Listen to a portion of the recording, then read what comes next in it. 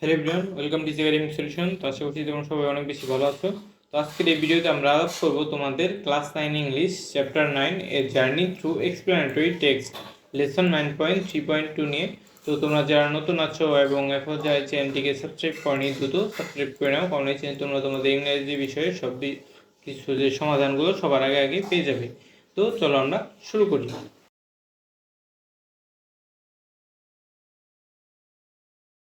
তো দেখো এই লেসন 9.3.2 কি বলা হয়েছে, read the text and discuss in groups or pairs to find out the elements. অর্থাৎ তোমরা জয় জয় আলোচনা করো কি করতে, ফাইন্ড আউট করতে বা খুঁজে বের করতে, কি খুঁজে বের করতে, দ্য এলিমেন্টস উপাদান এবং রাইটিং টেকনিক্স অর্থাৎ লেখার technique of an explanatory text অর্থাৎ কীভাবে আমরা একটা এক্সপ্লেনেটরি টেক্সট লিখতে পারি সেটা লেখার টেকনিক এবং উপাদান বের করতে হবে। দেন ফিল আপ দ্য ফলোয়িং ডিট, এবং তার নিচে দেখা একটা ছক আছে, এই ছকটা আমাদের পরবর্তীতে পূরণ করতে হবে। চলো দেখি এরপরে বলা হয়েছে কি, the first one is done for you, অর্থাৎ এই প্রথমটা আমাদের জন্য করে দেওয়া আছে 1 নাম্বারটা, এরপরে আমাদের বাকিগুলো 2, 3 এবং পরবর্তীগুলো করতে হবে। তো চলো আমরা আমাদের যে টেক্সট আছে আমরা টেক্সটটাকে পড়ি, দেখি এখানে কি বলা হয়েছে। তো এইখানে টেক্সটটা নিয়ে কি নিয়ে দেখো, হোয়াই ইজ ওয়াটার রিসাইকেল, অর্থাৎ ওয়াটারকে কিসের জন্য আমরা রিসাইকেল করব, এর কারণটা কি। তো দেখো the water cycle is a continuous process, অর্থাৎ ওয়াটার সাইকেলটা হচ্ছে কি একটা কন্টিনিউয়াস প্রসেস বা চলমান প্রক্রিয়া, থ্রু হুইচ ওয়াটার সার্কুলেটস, যার মাধ্যমে কি হয়, ওয়াটার প্রবাহিত হয়, থ্রু দ্য আর্থ অর্থাৎ পৃথিবীতে প্রবাহিত হয়। তো দেখো ইট ইনভলভ সেভারাল স্টেজ, অর্থাৎ এরকম অনেকগুলো স্টেজ রয়েছে, that help to maintain the balance of water distribution, যেটা কিনা কি করে, ওয়াটার ডিস্ট্রিবিউশন করতে সাহায্য করে। Water is constantly recycle two sustain life, অর্থাৎ ওয়াটার রিসাইকেল হয় কিসের জন্য, কনস্ট্যান্টলি সর্বদা কিসের জন্য, যে সাস্টেইন লাইফ অর্থাৎ জীবন বাঁচাতে, অ্যান্ড সাপোর্ট ভেরিয়াস ইকোসিস্টেম, এবং ভেরিয়াস ইকোসিস্টেম বিভিন্ন যে বাস্তুতন্ত্রকে সংরক্ষণ করতে। তো এই ওয়াটার রিসাইক্লিংটা কীভাবে হয় দেখো, তো এই যে ধর পৃথিবীতে নদ নদীর যে আছে, এই নদ নদীতে কী থাকে, পানি থাকে তাই না, আর আমাদের উপরে কি থাকে, আকাশ থাকে। ধর আকাশের যে সূর্যটা থাকে, এই সূর্যের তাপে কি হয়, সূর্যের তাপে আমাদের এই নদ নদীর পানি কি হয়, বাষ্প হয়ে উপরের দিকে চলে যায় তাই না। এই নদ নদীর পানিটা কি হয়, বাষ্প উপর দিকে চলে যায়। কিন্তু ধর এর পাশে একটা জমি আছে, এখানে বিভিন্ন ধরনের ফসল জন্মানো আছে, এই ফসলে কিসের দরকার, সেচের দরকার বা বৃষ্টির দরকার। তো এই পানিগুলো কি হয়, যে বাষ্প হয়ে যে সূর্যের আলোর জন্য আকাশের দিকে উড়ে গেল, এগুলো কি হয়, আস্তে আস্তে জলীয় বাষ্পগুলো জমা হতে থাকে, এবং জলীয় বাষ্প জমা হতে হতে বড় বড় একটা কি করে, মেঘের তৈরি করে। তো এই মেঘের কণাগুলো যখন বড় হয় এবং একে অন্যের সাথে ঘর্ষণ লাগে, তখন কি হয়, সেখান থেকে বৃষ্টি হয়, এবং সেই বৃষ্টিগুলো কি হয়, যে ফসলি জমিতে বা বিভিন্ন জায়গায় পতিত হয়, এবং এর ফলে দেখো আবার সেই ফসলি জমি থেকে আবার সেই নদ নদীতে যায়, এই নদী থেকে আবার আকাশে যায়, আবার এইভাবে প্রত্যাবর্তন করতে থাকে। তো এটাই মূলত হচ্ছে কি, ওয়াটার রিসাইক্লিং।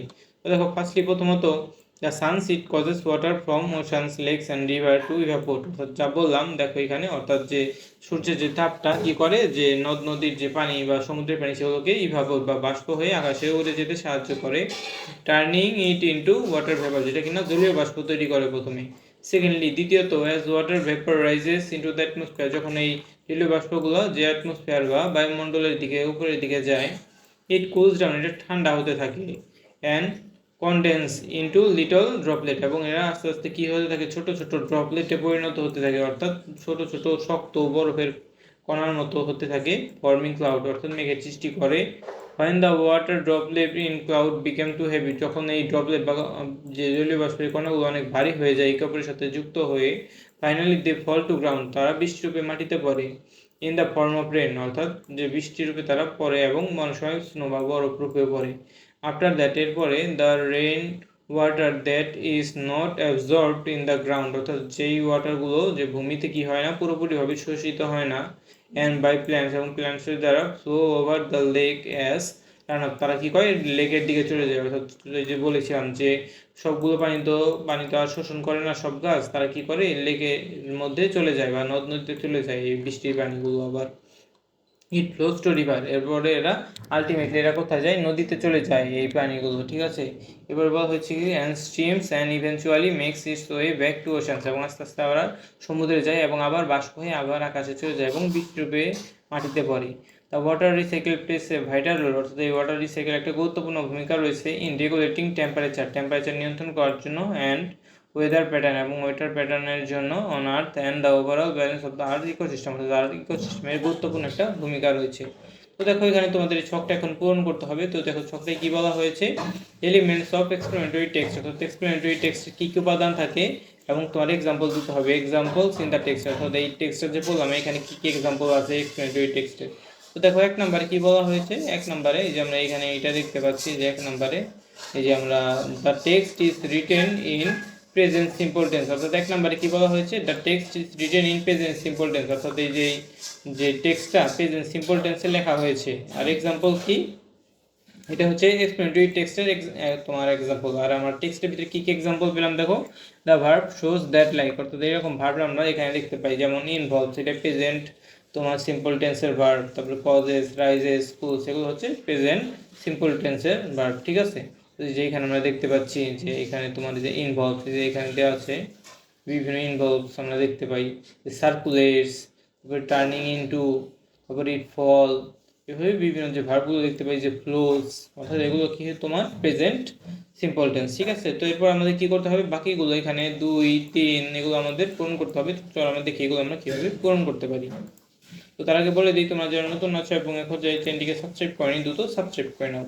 তো দেখো তোমাদের যে এখানে আমরা এক নাম্বারটাই দেখতে পাচ্ছি, যে এক নাম্বারে দেখো কি বলা হয়েছে, তোমাদের যে এক নাম্বারে বলা হয়েছে কি, যে এক নাম্বার তো আমরা দেখলামই। তো এখন আমরা কি করব, যে তোমাদের 2 নাম্বার দেখবো। এটা হচ্ছে কি তোমার এক নাম্বার, এই যে হচ্ছে কি তোমার 2 নাম্বার। তো দেখো 2 নাম্বারে আমরা কি লিখবো, 2 নাম্বারে আমরা লিখবো, এখানে আমরা কি করেছি, এক্সপ্লেনেটরি টেক্সটের একটা বৈশিষ্ট্য হচ্ছে কি সিম্পল টেন্স স্ট্রাকচার থাকে এখানে। তো এই তোমার এক্সাম্পল হিসেবে তুমি কি লিখবে দেখো, ওয়াটার ইজ কনস্ট্যান্টলি রিসাইক্লেড, অর্থাৎ এটা কিন্তু একটা কি সেন্টেন্স, এটা কিন্তু তোমার একটা সিম্পল সেন্টেন্সের স্ট্রাকচার এখানে ইউজ করা হয়েছে, ঠিক আছে। তুমি এটা ব্যবহার করবে। তো এর পরবর্তীতে দেখো কি বলা আছে, আমাদের 3 নম্বরে কি আছে, যে কম্পাউন্ড সেন্টেন্স আমরা ব্যবহার করে থাকি এই এক্সপ্লেনেটরি টেক্সটে।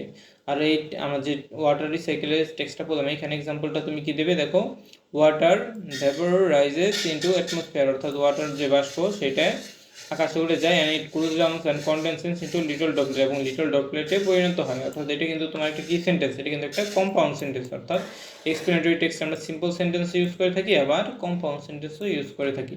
এরপরে আমরা বাকিটাই চলে যাই, দেখি 4 নম্বরে কি বলা হয়েছে। 4 নম্বরে বলা হয়েছে কি, ইউজ অফ ট্রানজিশন ওয়ার্ডস, অর্থাৎ আমরা বিভিন্ন ট্রানজিশন ওয়ার্ড ব্যবহার করে থাকি এক্সপ্লেনেটরি টেক্সটে, যেমন আমরা ফার্স্টলি, সেকেন্ডলি, ফাইনালি আমরা এগুলো ইউজ করে থাকি।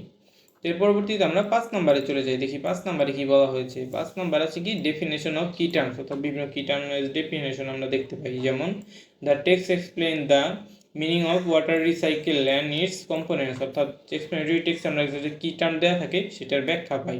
তো আমাদের টেক্সটটা কিন্তু ওয়াটার রিসাইকেল নিয়েছিল, তো তোমরা কিন্তু সেটা অনেকে বুঝতে পারোনি, কিন্তু এই ওয়াটার রিসাইকেলটা আসলে কি সেটাই কিন্তু এই টেক্সটে আমরা বর্ণনা পেয়েছি। এর পরবর্তীতে আমরা কোথায় চলে যাব, 6 নম্বরে চলে যাব। তো দেখো 6 নম্বরে কি বলা হয়েছে, ইউজ অফ অ্যানালজিস অর মেটাফরস, অর্থাৎ আমরা বিভিন্ন অ্যানালজি বা মেটাফর ব্যবহার করে থাকি। এটা এক্সাম্পল দেখা আছে কিনা, not present in this example, কিন্তু এই এক্সাম্পল এই মেটাফর নেই, কিন্তু এটা কি একটা বৈশিষ্ট্য এই এক্সপ্লেনেটরি টেক্সটের, but could be use to compare the water cycle to a machine or system, অর্থাৎ আমরা এই অ্যানালজি বা মেটাফর দিয়ে এই ওয়াটার সাইকেলটা একটা মেশিনের সাথে তুলনা করতে পারতাম। আশা করছি তোমরা বুঝতে পেরেছো যে এগুলো কীভাবে মূলত তোমাদের করতে হবে। তো সবগুলোই তো দেখালাম যে বাকি সবটা কীভাবে পূরণ করতে হবে। তো এই ভিডিওটি ভালো লেগে থাকলে অবশ্যই ভিডিওতে লাইক এবং চ্যানেলটিকে সাবস্ক্রাইব করতে ভুলবে না। তো সবাইকে ধন্যবাদ জানিয়ে এখানেই শেষ করছি।